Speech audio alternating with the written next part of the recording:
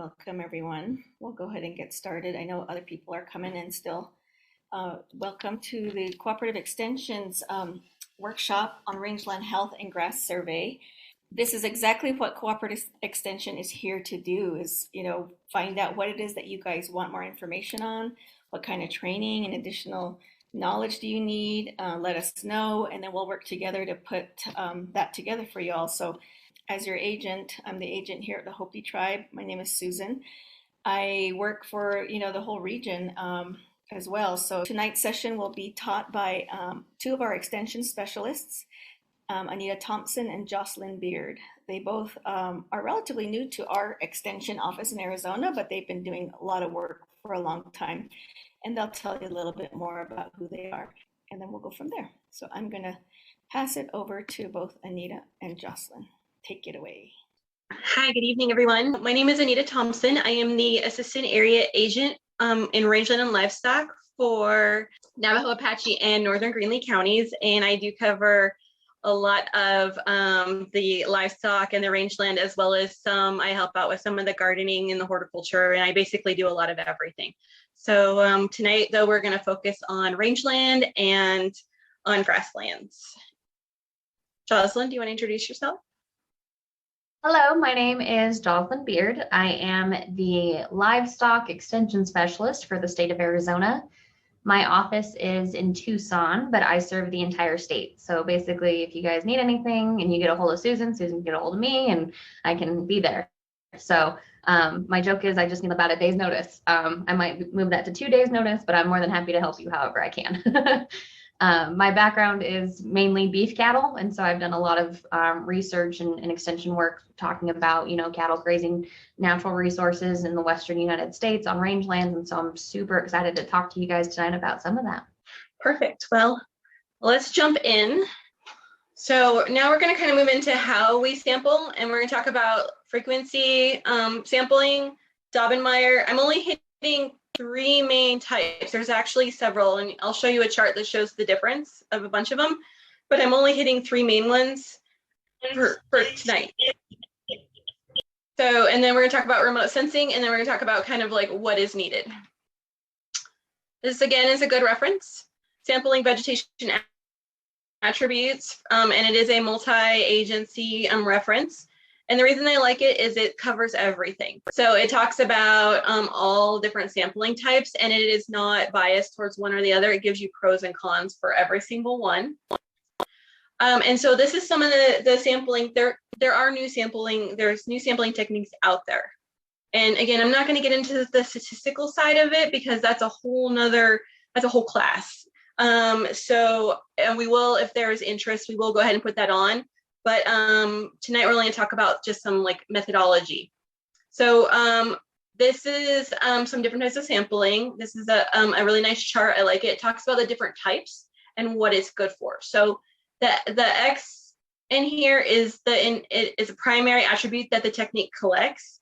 And then also the dot is a secondary attribute. So if you want to pick up more than one attribute, these are some of the different ways. And this is in that manual, and that will be emailed out if people are interested.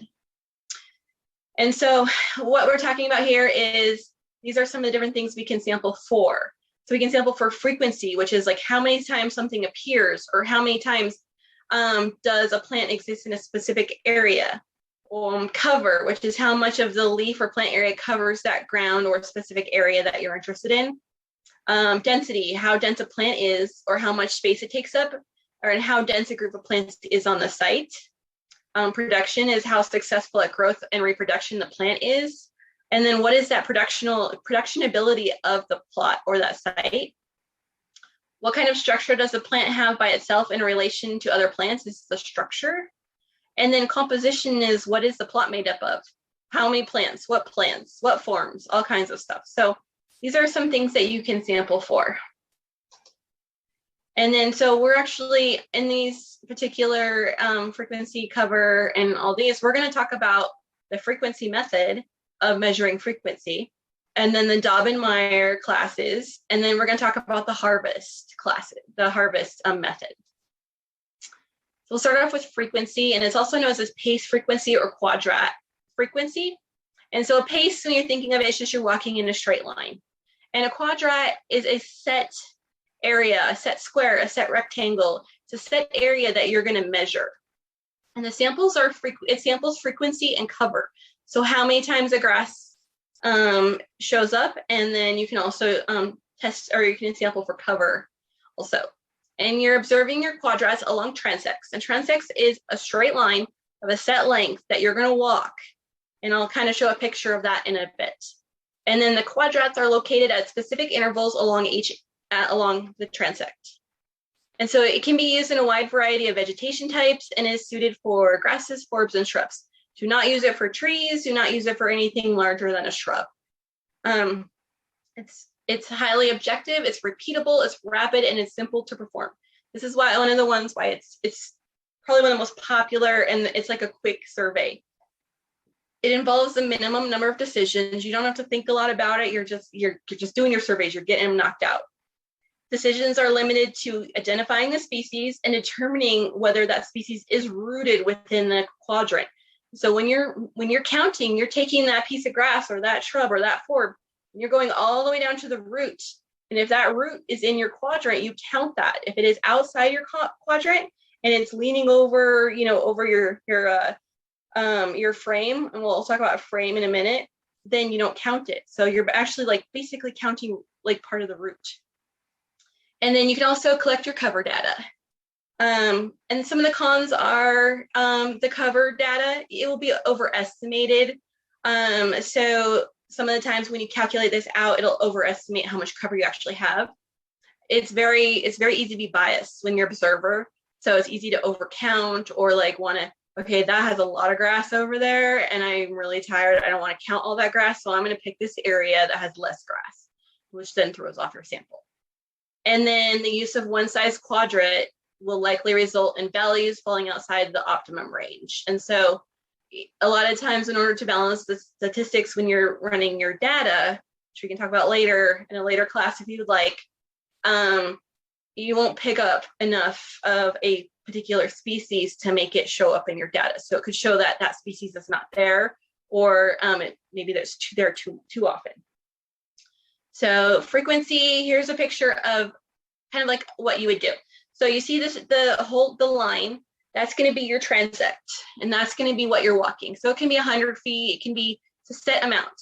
And then every certain number of paces, you're going to have your frame and you're going to put your frame down and you're going to count how many of whatever is in it, whatever you're sampling for. And then you're going to do that until you finish all your quadrats. And there's actually calculations to be able to figure out how many you want to do to make the sample significant. But so you're going to collect your frequency data for all your plant species that you're concerned about. Record the data by species within each quadrat using a frequency form, which I'll show you. And it's an example of a form. You can create your own. Only one record is made for each species per quadrant, regardless of the number of individual plants of a species that occurs within the quadrant. So if it basically, in this particular case, what they're saying is that if you put your frame down and there's going to be some Indian rice grass or some blue grama, you're going to count one for each one. And then they must be rooted in the quadrat to be counted. So then your actual plants are counted whether green or dried, and specimens of the plants that are unknown should be collected and marked for later identification. And then seedlings should be tallied different than mature plants. So those are just kind of some of the rules to make it work. Here's a really blurry example of the form. And so you can see here, they're heading in their quadrat and they're marking, they had quite a bit. They had 100 quadrats on this one, but their quadrat was only 40 by 40 centimeters. So, I mean, we're talking tiny little quadrats. And so they were counting out in each quadrat, there's one here, one here, one here. And then down here, they're doing cover summaries. And if you guys determine that you want to do some of these, we would walk through the actual process of what everything meant. We're just on a time crunch tonight. So this is what this sheet would look like. And we're going to talk about making these frames. You can make them at your ranch. I made mine out of PVC and I keep it in my office. And so for me, I have, I'll have to look and see what the actual spacing I have is, but I use PVC right here, and then I put the handle on it, and basically I want to say that mine is a number 4, but I can't quite remember. And you just walk along, and at your quadrant, you just drop this down in the grass, and that's where you count your plants. And you'll see an example of that later in the last thing. So then we're going to talk about Dobinmeyer, and the Dobinmeyer is actually a percentage. So the Dobinmeyer consists of systematically placing 20 by 50 centimeter quadrant frames along a tape. So you have your transect, and so you're going to go ahead and put a Dobinmeyer frame, which I'll show a picture of, and it samples frequency, cover, and composition by canopy cover, and can be used on a wide variety of types as long as they don't exceed waist height. It's simple and rapid. That's one of the reasons why people really like it. But there can be large changes in canopy cover over years, and that has nothing to do with the management. So it can actually be misleading if you're doing it over time, and it cannot be used to calculate the rooted part like the frequency could. So it uses classes. So basically you're looking at cover classes 1 through 6, and you're looking in that square, and you're going to say, okay, my range of coverage in this square is 0 to 5%. And so you're kind of imagining what its 5% coverage would look like. And that's what you would put at cover class 1. Or if it was completely covered, you couldn't see the ground, then you're looking at a cover class 6 of 100. So you know there's a lot of density there. And this is a lot of words, I understand that. So it's just describing how you do it. It's the same thing as the frequency. You're going to put it at specific intervals. You're going to record your data, and then you're going to, you can make your canopy cover estimates for both perennial and annual species. And you can break them up into all annuals, all perennials, all of a variety, things like that. If I can. And then so here is an example of the form.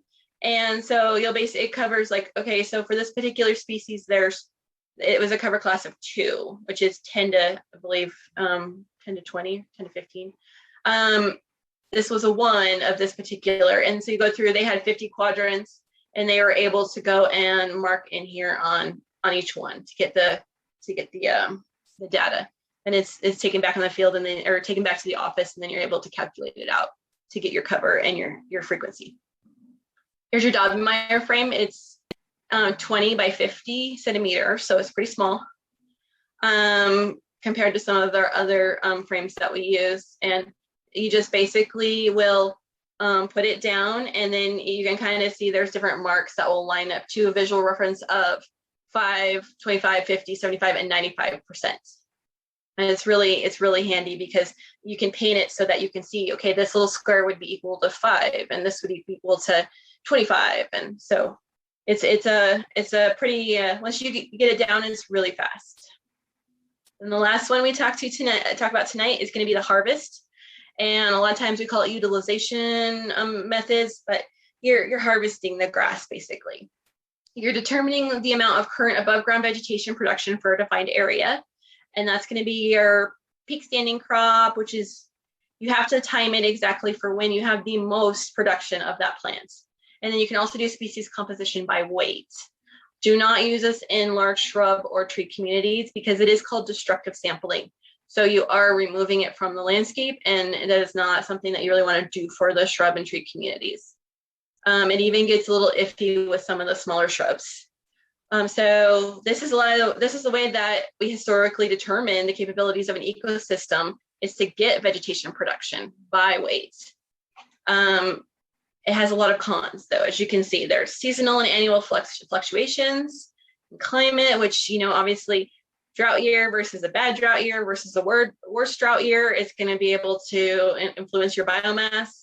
Your measurements can be time consuming. They take a while. Current year's growth is really hard to separate from last year's growth, and you need to make sure you are pulling those grasses apart to actually count, what is this year's growth. green weights, you have to convert them to air dry weights, which you can do with a calculation, or you have to cook them in a stove. And then variability of production requires a lot of quadrat sampling in order to detect any changes. So it's not really, it'd be like writing with a really fat Sharpie versus a really tiny Sharpie. This would be one of those ones where you, it's like a fat Sharpie that you're gonna, it's gonna be really hard to be able to get down to those tiny finite, like really being able to write with a fine tip Sharpie and get small words. That's how my professor taught us. So start transect. When you're harvesting, you're gonna start transect. Along that, you're gonna walk along your line again. You're gonna take your, in this case, I use a hoop, and we'll talk about the hoops. I put it down, and then I actually will, cut out I clip out all of what I want. I separate it into the piles I want, whether it be annual, perennial, native, non-native, particular species, whatever. Bag it, weigh it. So you get paper bags, and then I have a little scale, and then I weigh it and write it down, and I save it. And if I need to air dry it, then I bring them back. You can also use these as samples to send to the lab for nutrition sampling. So if you want to know how much protein or how much total protein that plant has, you can actually save it from that and send it to the lab during these. Let's see here. So you just record everything, and then you continue to do that, and you can kind of see how this would add up for a while. It's not the fastest way. So you're going down, you're cutting it, you're bagging it, you're weighing it, you're doing it. It helps to have a buddy on this one. And then you can oven dry your samples, and then you weigh them again. And this is kind of the different sizes that you can do of the I use hoops, but I use this 10 by 0.96, which is equal to 9.6 feet. And then when you multiply that out, that equals pounds per acre.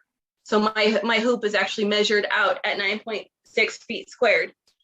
Obviously it's a circle, but when you calculate it out to be the same, and then that way when I put it down and I measure it out, I can do a quick calculation in the field and I get pounds per acre. So I actually have that information almost immediately. And this is where you write in, this is an example of the form where you're writing, okay, black grandma, they're looking at, I think these are in grams, not pounds. Oh no, they did convert it to pounds. So they're looking at 12 pounds per acre, and then you calculate it out, and then it goes all the way through where you can calculate out how many pounds per acre that you can get. Last one we'll talk about is remote sensing. This is kind of the latest and greatest. It's one of the projects that I've worked on previously with drones or UAVs, and using LiDAR to be able to determine rangeland structure and health with drones. And we're talking 12, 15,000 acre parcels. You can do it for 100. It's just whether it makes sense financially.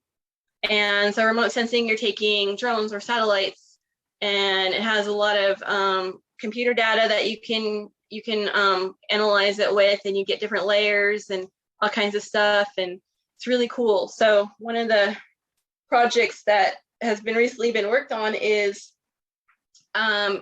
you can take a picture, and then it turns it into kind of like, you can look at these different cover classes. So the kind of like the cyan, like the light kind of fluorescent blue, that's all open areas. And so you can see right now that in that particular area, there's a good percentage of open areas in this particular project area.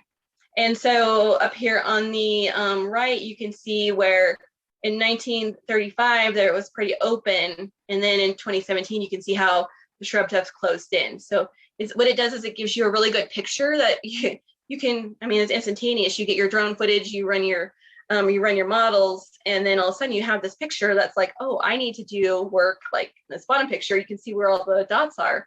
That's where I need to put some range management restoration techniques or something along those lines. So remote sensing is kind of new, but it's expensive, but it does pay for itself in the long run if you're using it in the correct way. Okay, so questions. I got 2 minutes and 17 seconds.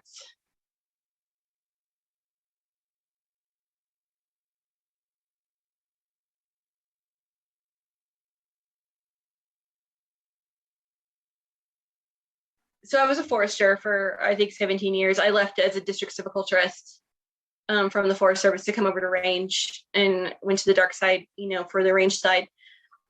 So when you're looking at, so if you take the forestry side and you're looking at the range, it's basically just you're doing the exact same process, right?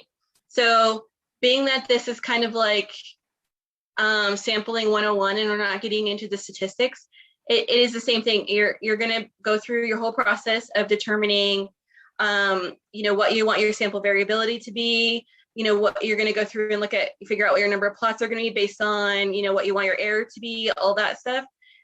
And so that's why it's really hard to answer a question like this and, so in a manner that we have, because there's so much more to it.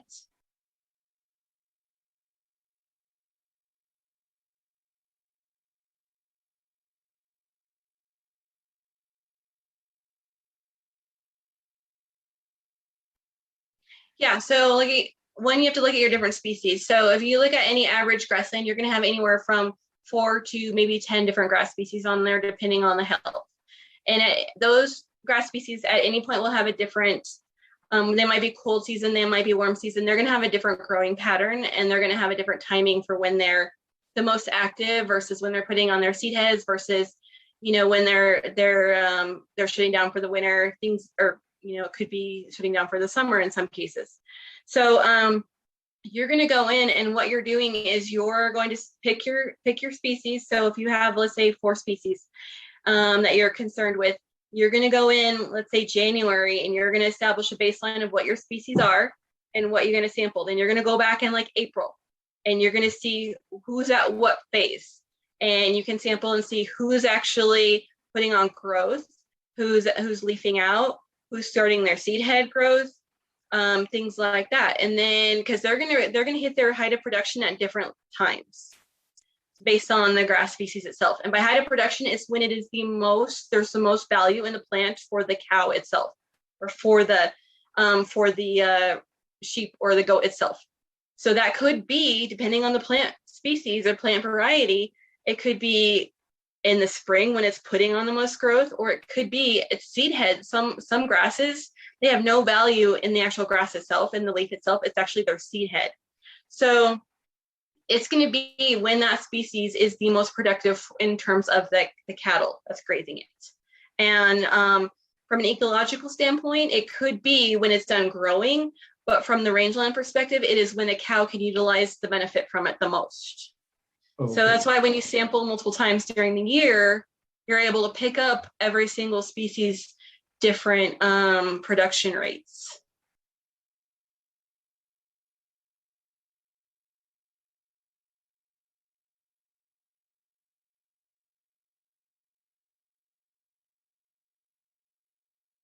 Yep, all the way down to the root.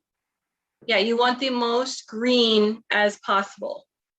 It's because it's destructive enough, we still want to leave a little bit of root in there to hold the soil. Even though it's a small area, it's still, in our rangelands, it still adds up. And if you think about it too, when you cut it, you're basically stimulating the growth, because it's like, you're grazing it. It's you're pretending you're a cow, you're grazing it, and the plant's like, oh, I'm gonna, reestablish myself.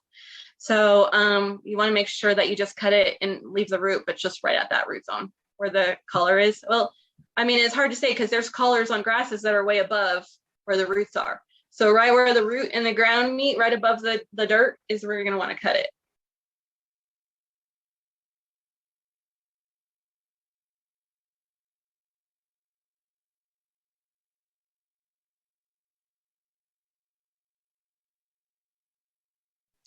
You're going to want to stay as close to your original plot without being on your plot.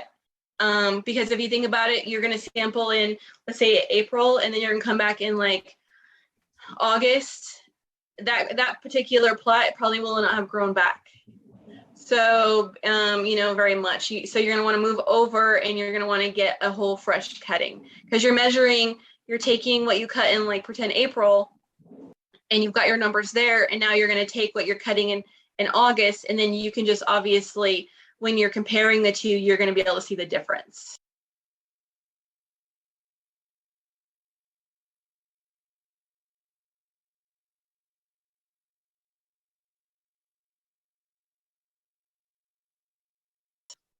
Yeah, or you can keep your same transect and then just, sample, like change your pace count. So instead of like, so if you were doing a 3 pace count for every transect, every 3 feet, you do a quadrant, then you change it to every like 4, or something like that. And, and then just add additional of your transect, or, somehow make sure you're coming out with the same amount of plots when you're doing your office work to figure out your plots.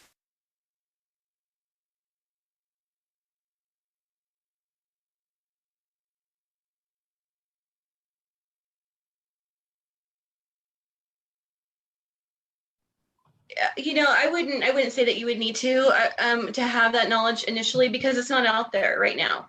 There's very limited information about the nutritional value because it is so determinate based on climate and the actual area, the soil type and things like that. So what you want to do during your inventory is that's something you want to plan for, is take that initial survey and send it off to the lab. Cut blue grandma, cut some, if you, whatever, your main species are, and then your subspecies, send them off to lab to get your baselines. And then you have your baselines for your nutrition, and that's when you can continue to start to add to that when you're sampling. And you can, so get an entire year worth of labs. So you have spring to fall. And then also the part that I would say is more important is to know the plant and its cycles. That will give you a better idea of, when you're sampling, what the potential nutrition will be. So if it's springtime and you have a particular grass that actually has higher protein in the spring versus the fall, then you know that you can concentrate your cattle in that area based on your stocking rates, obviously, and your carrying capacity. But then that at that point in time, they're going to get more nutrition from that, and you can maybe identify that area as your spring range as well. Whereas you have more of a fall-based plant where you have the seed heads that have more value. And then that would be more your winter range if you have more of that. So so that's kind of the thing that I would say, instead of trying to identify the nutrition needs immediate, or the nutritional value immediately, get to know the plant first and what it, kind of like what the dynamics of that plant are, and then send them off to the lab, and then get your nutrition values. Or I'll send you their contact information so you can reach out to them when you have your own direct questions. And you'll be expecting an email from me with more resources. So everyone have a safe night. And we'll see you next time. Thanks, everyone. Good night.